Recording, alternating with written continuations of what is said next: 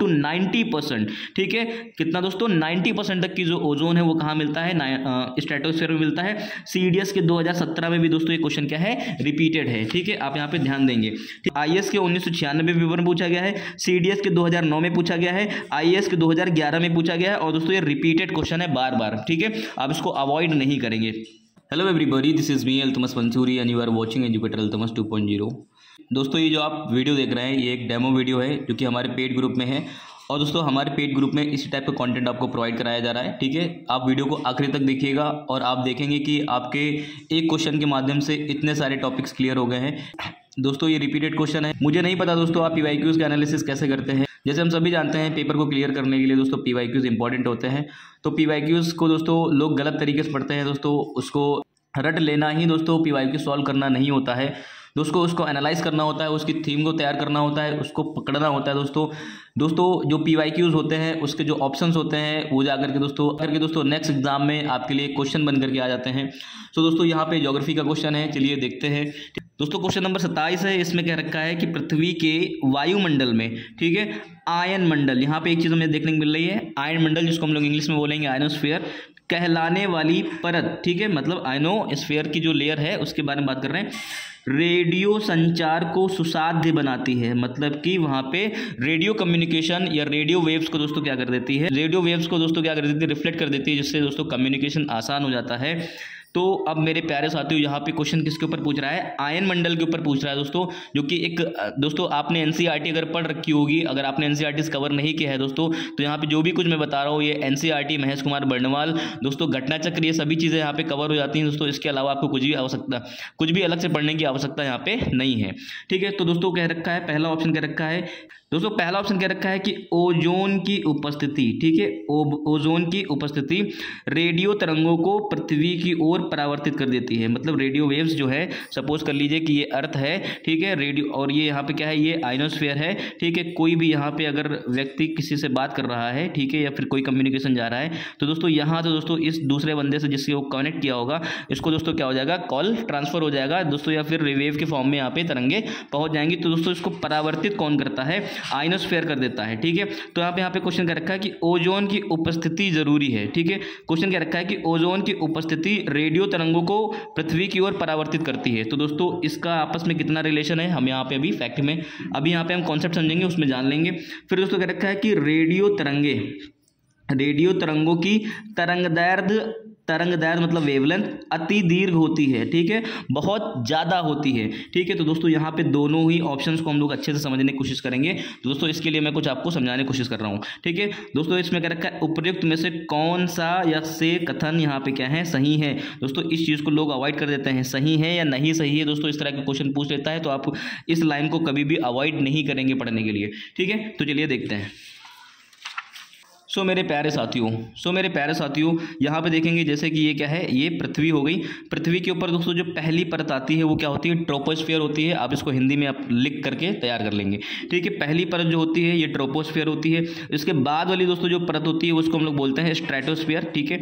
ये जो पहली परत हो गई, ठीक है, ये क्या हो गई, ट्रोपोस्फीयर। ये जो दूसरी परत हो गई इसको हम लोग बोलेंगे, ठीक है, स्ट्रेटोस्फीयर। और ये जो तीसरी परत हो गई इसको हम लोग बोलेंगे मेसोस्फीयर। और इसकी चौथी जो परत हो गई वो क्या कहलाएगी यहाँ पे, थर्मोस्फीयर। और जिसकी ऊपरी वाली परत है वो कहलाएगी एक्सोस्फीयर, ठीक है।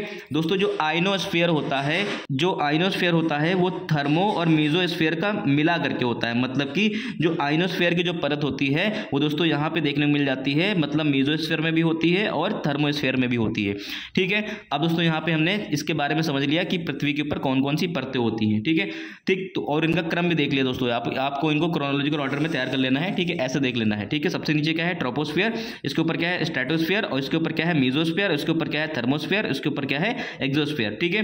दोस्तों यहाँ पे थर्मो और मेसोस्फीयर को मिला करके दोस्तों यहाँ पे क्या देखेंगे, आयनोस्फीयर है, ठीक है, क्या है, आयनोस्फीयर है दोस्तों। और जो स्ट्रेटोस्फीयर है, ठीक है, अब जरा यहाँ पे ध्यान देंगे कि जो दूसरी वाली परत है जिसको हम लोग बोल रहे हैं स्ट्रेटोस्फीयर, दोस्तों जो ओजोन लेयर होती है, ओजोन गैस जो दोस्तों ओजोन की जो परत होती है वो 90% दोस्तों कहाँ पे होती है, स्ट्रेटोस्फीयर में होती है। कहाँ पे होती है, स्ट्रेटोस्फीयर में होती है, ठीक है। दोस्तों यहाँ पे मैंने इसको थोड़ा सा और डिटेलिंग किया है, ठीक है। यहाँ पे देखेंगे ये पृथ्वी हो गई, ये आपका ट्रोपोस्फीयर हो गया, ये स्ट्रेटोस्फीयर हो गया, ये यहाँ पे क्या हो गया मीजोस्फीयर हो गया, और ये क्या हो गया दोस्तों यहाँ पे थर्मोस्फीयर हो गया। ठीक है, इसके ऊपर दोस्तों और क्या हो गया एक्सोस्फीयर होगा। तो दोस्तों ये दोनों मिला करके यहाँ पे क्या है आयन मंडल है। ठीक है, आयनोस्फीयर है। तो आप देखेंगे कि जो स्ट्रेटोस्फीयर है दोस्तों, ओजोन कहाँ पे है, 90% ओजोन कहाँ पे पड़ी हुई है, ठीक है, स्ट्रेटोस्फीयर में पड़ी हुई है। और दोस्तों इसके ऊपर क्या है यहाँ पे दोस्तों आयनोस्फीयर है। ठीक है, अब आयनोस्फीयर में दोस्तों जो रेडियो वेव्स परावर्तित होकर के आती है वो दोस्तों किसके वजह से आती है, फ्री इलेक्ट्रॉन की वजह से आती है दोस्तों। उनके आयन के वहां पे कण होते हैं, ठीक है, आयंस पार्टिकल्स होते हैं दोस्तों, जिसके वजह से दोस्तों ये क्या होती है, ये जो रेडियो वेव्स हैं ये क्या होती है दोस्तों रिफ्लेक्ट होकर के क्या हो जाती हैं पृथ्वी पर वापस आ जाती है, ना कि ओजोन का दोस्तों रेडियो वेव को रिफ्लेक्ट कराने में कोई भी रोल यहाँ पे नहीं है। ठीक है, इसको यहाँ पे मैंने लिख रखा है, इसको थोड़ा सा और समझिएगा। आयन मंडल की रेडियो वेव्स, ठीक है, रेडियो संचार को सुगम बनाने के लिए, ठीक है, इजी बनाने के लिए आयन मंडल की रेडियो संचार को सुगम बनाने की क्षमता ओजोन की उपस्थिति के कारण नहीं होती है दोस्तों। ये चीज को आप ध्यान देंगे। ठीक है, ओजोन दोस्तों कभी भी कोई रोल प्ले नहीं करता है यहाँ पे रेडियो संचार को इजी बनाने के लिए। ठीक है दोस्तों, ये जो रेडियो वेव्स होती हैं दोस्तों, ये आयनीकरण होकर के आयनीकरण के कारण, मतलब कि इनका आयोनाइजेशन हो जाता है फ्री इलेक्ट्रॉन की वजह से दोस्तों, उसके कारण ये क्या हो जाती है रिफ्लेक्ट हो जाती है। ठीक है दोस्तों, यहाँ पे आप देखेंगे ये आईएएस के 1996 में विवरण पूछा गया है, सीडीएस के 2009 में पूछा गया है, आईएएस के 2011 में पूछा गया है, और दोस्तों ये रिपीटेड क्वेश्चन है बार बार। ठीक है, आप इसको अवॉइड नहीं करेंगे। फिर दोस्तों यहाँ पे देखेंगे वायुमंडल की वह परत जहां से रेडियो वेव परावर्तित हो जाती है दोस्तों, इसको हम लोग बोलेंगे आयन मंडल। क्वेश्चन यहाँ से पूछा गया है, सीडीएस में भी पूछा गया है। ठीक है, ठीक ऐसे दोस्तों क्वेश्चन पूछने का तरीका थोड़ा सा और अलग है। यहाँ पे रेडियो संचार को संभव बनाती हैं। ठीक है दोस्तों, कौन सी परत बनाती है, यहाँ पे देखेंगे आयन मंडल। कौन सी परत बनाती है, आयन मंडल बनाती है। तो इसका मतलब क्या है, जो रेडियो वेव्स ट्रांसफर होकर के या रिफ्लेक्ट होकर के वापस आती हैं तो दोस्तों किसके वजह से आती हैं, तो किसकी वजह से दोस्तों आती हैं, वो आयनोस्फीयर की वजह से आती हैं दोस्तों। ओजोन इसमें कोई भी रोल प्ले नहीं करता है। ठीक है, अब मेरे प्यारे साथियों इसका जो दूसरा ऑप्शन दे रखा था कि दोस्तों इनकी जो वेवलेंथ होती है वो अति दीर्घ होती है। ठीक है, रेडियो वेव की जो वेवलेंथ होती है अति दीर्घ होती है। तो दोस्तों यहाँ पे देखेंगे इनकी जो वेव्स होती हैं वो मिलीमीटर से लेकर के क्या होती है दोस्तों किलोमीटर तक की जाती हैं दोस्तों। ये दोस्तों माध्यम के ऊपर डिपेंड करता है दोस्तों, ये वैरी होता रहता है। ठीक है, रेडियो कम्युनिकेशन ईजी बनाने के लिए दोस्तों, रेडियो कम्युनिकेशन को ईजी बनाने के लिए दोस्तों यहाँ पे वेवलेंथ का कोई रोल प्ले नहीं होता है दोस्तों। तो आप यहाँ पे इस चीज को ध्यान देंगे। ठीक है, थोड़े फैक्ट और जान लेते हैं।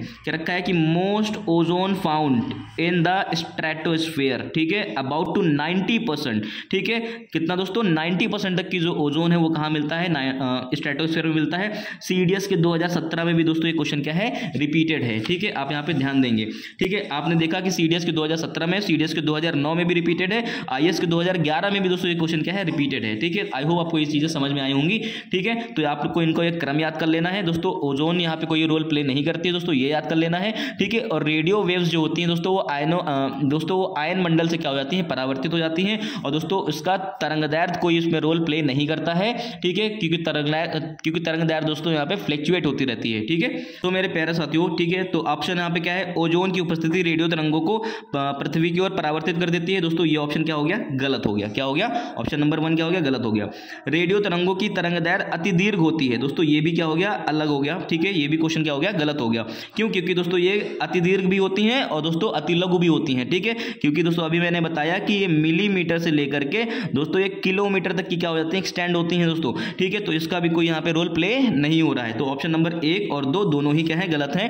तो यहाँ पे क्या करेंगे, ना तो 1 सही है और ना ही 2 सही है। आई होप आपको ये क्वेश्चन समझ में आया होगा। फिर दोस्तों यहाँ पे ओजोन लेयर के बारे में थोड़ी चीज़ें और जान लेते हैं। ठीक है, ओजोन लेयर जो हाईली कंसंट्रेटेड होती है दोस्तों, वो कहाँ पे होती है, स्ट्रेटोस्फीयर में होती है, जैसे आपको मैंने अभी भी बताया था। 15 से 30 किलोमीटर दोस्तों यहाँ क्या पृथ्वी की सतह से 15 से 30 किलोमीटर अबव सरफेस के ऊपर ये पाई जाती है दोस्तों। ये क्या करती है दोस्तों, ये प्रोटेक्ट करती है पृथ्वी को, क्या करती है, बचा के रखती है। किससे, हार्मफुल जो रेज आती हैं जिसको हम लोग बोलते हैं यूवी दोस्तों, इसमें मेनली कौन सी है, UV B, ultraviolet radiation B दोस्तों। ठीक है, इससे प्रोटेक्शन यहाँ पे प्रोवाइड कराती हैं। तो दोस्तों आप यहाँ पे भूलेंगे नहीं। ठीक है, एक चीज और यहाँ पे देख लेंगे, जो ट्रोपोपाउस होता है, ठीक है। जो ट्रोपोपाउस हमें पता है दोस्तों, मैंने यहाँ पे ज्योग्राफी वाले लेक्चर में उसको बताया था कि ट्रोपोपाउस में दोस्तों क्या होता है, जेट स्ट्रीम जो धाराएं चलती हैं जो विंटर सीजन में दोस्तों, जो वेस्टर्न डिस्टर्बेंस का काम करती है दोस्तों, वो कहाँ पे चलती हैं धाराएं, ट्रोपोपाउस में चलती हैं। कहाँ पे चलती है दोस्तों, ट्रोपोपाउस में चलती है, ठीक है। वहां पे मैंने एक वर्ड यूज किया था ट्रोपोपाउस, ठीक है, तो आप यहाँ पे ये भूलेंगे नहीं, ठीक है। पहला यहाँ पर क्या है, ट्रोपोस्फीयर है, फिर उसके बाद स्ट्रेटोस्फीयर है, फिर दोस्तों मेसोस्फीयर है, फिर थर्मोस्फीयर है। मैंने आपको फिर बताया दोस्तों कि जो आयनोस्फीयर है वो थर्मो और मीजो को मिला करके बना है, ठीक है। उसके बाद क्या है, एक्सोस्फीयर, जिसको हम लोग बाह्य मंडल भी कहते हैं, ठीक है, इसको हम लोग क्या बोलेंगे, आयन मंडल कहेंगे, ठीक है। दोस्तों आप ये सारी चीजें अच्छे से देख लीजिए, ठीक है। अगर आपको इंग्लिश में समझ में नहीं आ रहा तो एक बार आप यहाँ पे गूगल कर लीजिए, ठीक है, थोड़ा सा गूगल का यूज कर लीजिए कि ट्रोपोस्फीयर को हिंदी में क्या कहते हैं, स्ट्रेटोस्फीयर को क्या कहते हैं, मीजो और थर्मो को क्या कहा जाता है, ठीक है, क्या कहा जाता है उनको। सो आई होप आपको ये वीडियो समझ में आया होगा।